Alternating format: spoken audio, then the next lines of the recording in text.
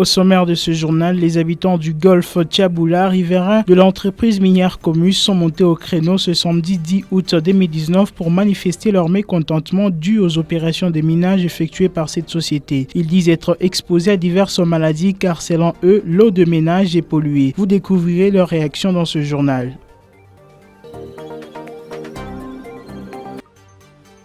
Encore dans ce journal, l'eau potable est devenue depuis un certain temps un casse-tête pour les habitants de cité Gécamine, à l'occurrence Moussonoye et Kapata. Pour pallier à tout cela, il devra commencer à être facturé par la régie des eaux pour toute desserte. Les détails, vous les aurez dans ce journal. Mesdames, Messieurs, la population riveraine de l'entreprise chinoise Comus ne sait plus vivre en paix, précisément celle de la cellule Golfe Tchaboula, à cause des opérations de minage qui causent des fissures aux différentes maisons. La poussière de minerai pollue l'eau, ce qui serait à la base de diverses maladies. Il lance un SOS aux autorités provinciales. Suivez. Les maisons sont fissurées. Impossible pour les habitants de la cellule Golfe Tchaboula de bien respirer suite à la poussière dégagée par ces engins lourds qui exécutent les travaux d'une entreprise de la place. L'eau qui sert à plusieurs ménages serait pour eux polluée d'acide. Les habitants se retrouvent en danger. Ils veulent voir la quintessence de ces slogans. Le peuple d'abord, pas les Chinois d'abord, car ils sont originaires de ces pays. C'est remblai de sable jaune. Quand il y a le vent, la poussière de ces sables se dirige vers la population. Pour dire vrai, ces sables contiennent des minéraux. Mes frères, nous allons mourir. Quand on parle de génocide, c'est ce que l'entreprise Comus est en train de faire. Nous refusons ces genres d'actes. Où est le slogan « Le peuple d'abord » Ce n'est pas nous qui avons conçu cela. Ce slogan appartient maintenant aux Chinois. C'est ce que nous constatons. Les Chinois d'abord. Ne nous flattez pas, s'il vous plaît. Nous voulons voir le gouvernement réagir face à ces problèmes. Le peuple d'abord. Le peuple d'abord. Oh, tout le monde, les Chinois d'abord. Le peuple d'abord, ce n'est pas ce que nous voyons, c'est les Chinois d'abord. Nous ne sommes pas contentes pour ça. Nous nous approchons pendant la saison pluvieuse. Nous allons en finir où? Nous sommes fatigués. Cette pollution d'eau serait en train de causer de diverses maladies. Cette maladie de la gale provient de l'eau que l'entreprise Comus est en train de polluer avec l'acide. Et c'est ça même l'eau que nous consommons. Nous demandons à nos députés de s'exprimer sur ça. Leur souci majeur est de voir l'implication des autorités dans la résolution du problème qui tracasse leur vécu quotidien. L'entreprise minière Comus a procédé à l'opération de démolition de murs restant sur l'avenue Kinkole à la cité Gécamine Kolwezi. C'est vendredi 9 août 2019. Cette démolition touche des maisons déjà indemnisées. Mais cette situation déplaît les habitants propriétaires des maisons démolies. Suivez. Après le délai protocolaire de 2 ans et demi entre les habitants de la cité Gécamine Kolwezi et l'entreprise Comus, c'est ce 10 août 2019 que les engins de la société Comus sont passés pour raser tous les murs qui constituaient un danger dans ces coins. Chose qui ne met pas d'accord certains habitants et ils estiment que la société Comus a violé leurs droits. Nous sommes à 13, nous avons des contentieux. Jusque-là, nous n'avons pas encore terminé avec Comus. Jusque-là, si vous posez à Comus, comment c'est tout depuis 2013 jusqu'à aujourd'hui. Or, il n'y a jamais eu d'échange de documents, ça c'est un. Et deuxièmement, il n'y a jamais eu un document qui constitue une loi entre Comus et nous. Nous qui sommes victimes. Nous revendiquons d'une manière pacifique. Depuis que nous avions commencé depuis 2016, il n'y a jamais eu de désordre ou je ne sais pas au niveau de Comus ou quoi que ce soit ma instance juridique, non. Pour la société Comus, la réaction n'a pas tardé. Il ne s'agit pas d'une négociation, mais plutôt du respect de l'accord et du délai de 2016. Si Comus est arrivé aujourd'hui, ce n'est pas pour détruire les maisons. Comus est en train de mettre à terre tous les murs qui sont suspendus et qui posent un danger. Comme vous venez de le constater, ces maisons ne sont pas habitées par les propriétaires qui ont signé les protocoles d'accord avec Comus.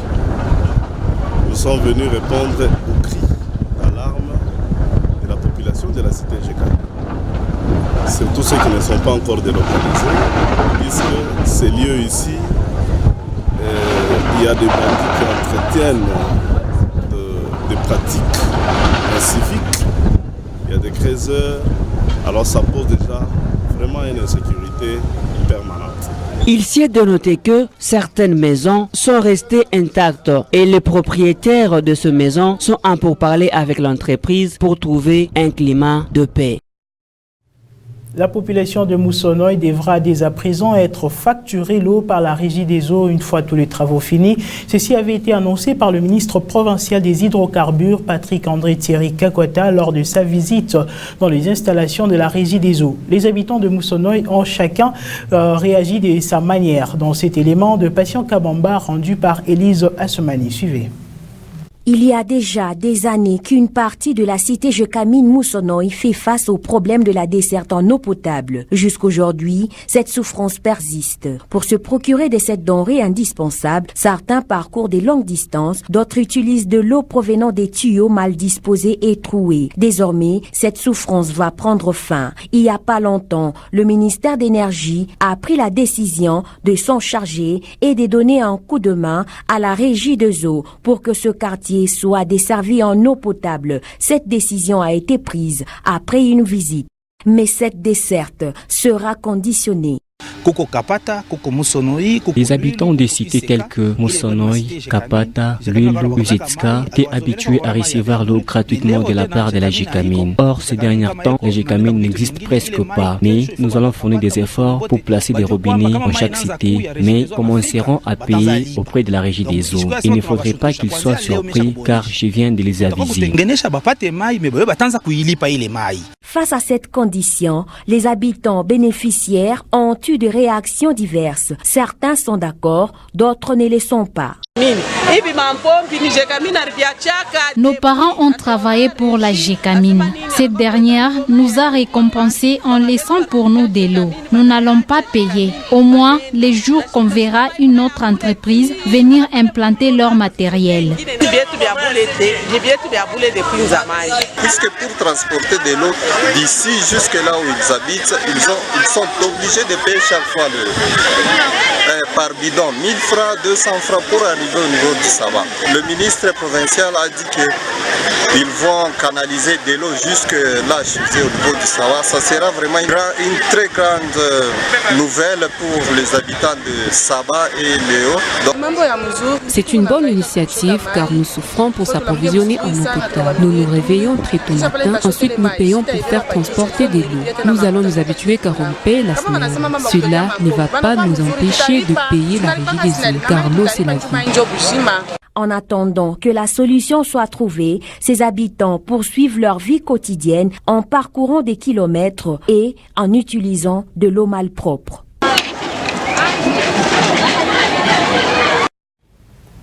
L'Université libre de Kolwezi a procédé ce samedi 10 août à la collation de grade des étudiants finalistes du premier cycle de la première session. Parmi eux se trouve Anita Kon, animatrice et journaliste à Wango Télévision. Une forte ambiance a clôturé cette cérémonie. Suivez.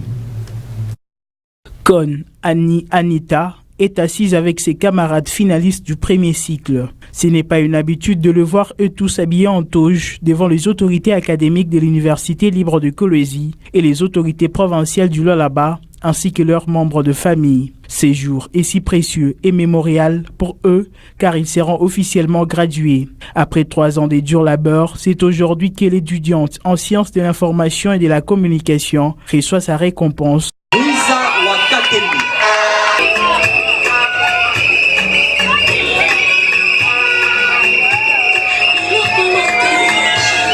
Un tel acte ne peut que réjouir Anita Kon, devenue dès à présent graduée en sciences de l'information et de la communication. Concernant sa réussite, elle n'a pas de secret à cacher. Voilà, je ne sais même pas comment exprimer ma joie. C'est une très grande émotion pour moi d'avoir été connue. C'est vraiment une grande émotion.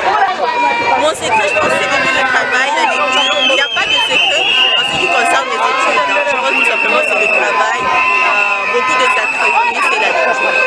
La joie de l'animatrice et journaliste à Wango Télévision est partagée avec le membre de sa famille.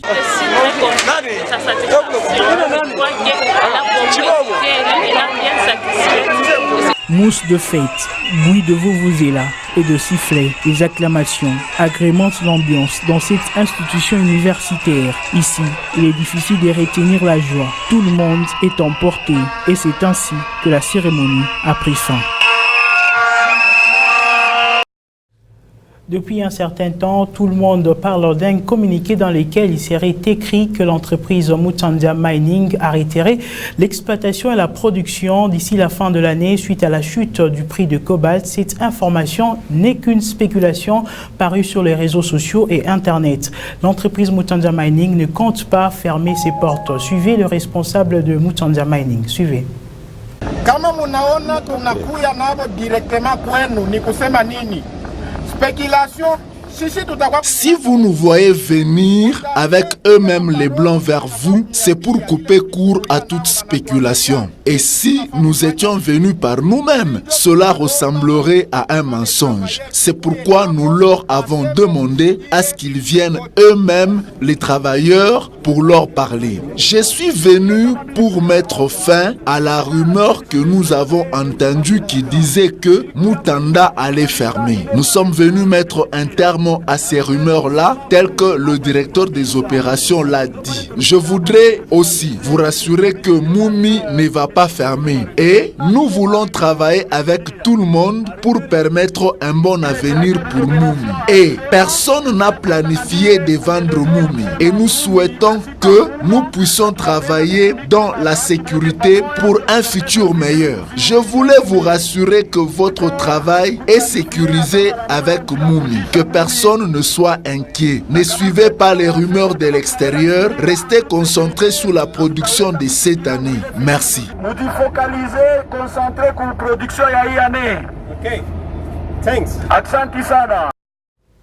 Le membre du gouvernement provincial du Lualaba entrant et sortant était le vendredi 9 août devant la cour d'appel administrative du Lualaba pour présenter leurs avoirs respectivement aux prescrits de la loi. Suivez.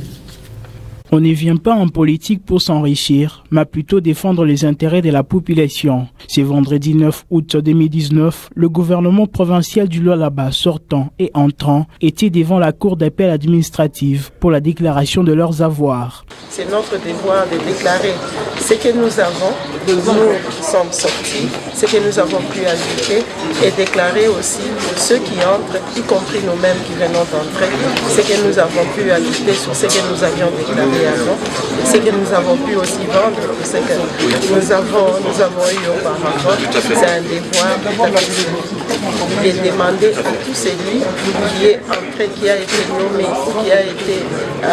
qui est parti, de pouvoir déclarer les biens afin d'être taxé par le fisc par rapport à ce que nous avons comme avoir en matériel ou en finance. La déclaration des avoirs n'est pas une imagination, mais elle émane de la Constitution. L'équipe entrant, nous sommes obligés sur le plan constitutionnel, ce qui concerne le gouvernement de Lualaba, tout ce que nous avons déclaré est tout à fait honnête et juste. Le délai de la déclaration des avoirs est de 30 jours. Chaque membre du gouvernement devra se conformer à la loi. C'est la fin complète de ce journal. Merci pour votre fidélité. À très bientôt.